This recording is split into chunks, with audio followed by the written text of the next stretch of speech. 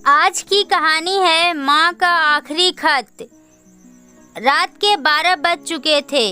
माँ कभी दरवाजे की तरफ देखती तो कभी एक नज़र खिड़की के तरफ। माँ की आंखों में और चेहरे पर चिंता साफ नज़र आ रही थी। थोड़ी ही देर में दरवाजे की घंटी बजी। माँ ने काफ़ी तेज़ से दरवाज़ा खोला और सामने बेटे विक्रम और बहू मान्यता को देखकर पूछा, इतनी देर क्यों हो गई? मैं कब से तुम्हारी राह देख रही थी।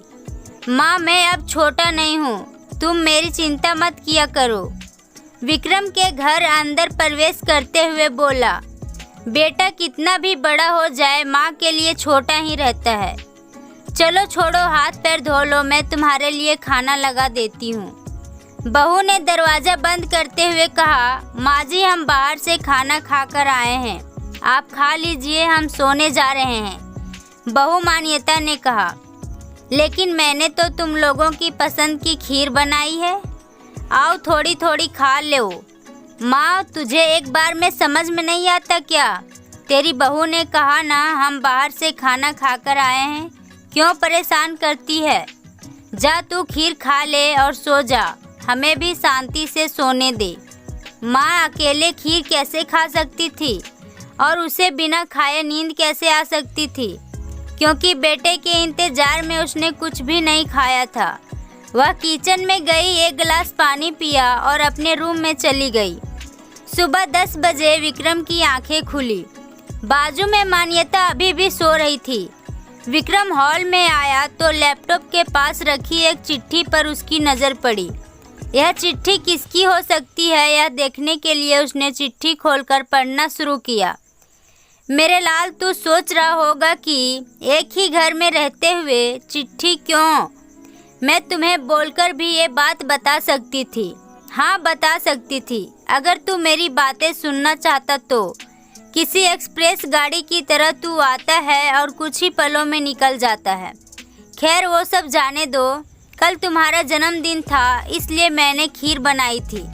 सोचा कम से कम आज के दिन साथ में बैठकर खाना खाएंगे। मगर मैं यह बात भूल गई थी कि मेरा बेटा बड़ा हो चुका है, तो अब अपने दोस्तों के साथ पार्टी करके खाना खाकर आया। चलो, मुझे इस बात की खुशी हुई। मेरी दवाइयाँ ख़त्म हो गई है। मैंने कुछ दिनों पहले तुझे दवाइयाँ की एक चिट्ठी दी थी। अगर वक्त मिले तो वह दवाई मुझे लाकर देना, मुझे थोड़ी राहत हो जाएगी। विक्रम को याद आया कि 4-5 दिन पहले माँ ने मुझे दवाइयाँ की चिट्ठी दी थी। उसने अपने ऑफिस के बैग में जाकर उस चिट्ठी को तलाशा और उसे खोलकर देखा। उसमें लिखा हुआ था, मुझे ऐसी दवाइयाँ लाकर दो जिससे मैं अपने बेटे को भुला सकूं।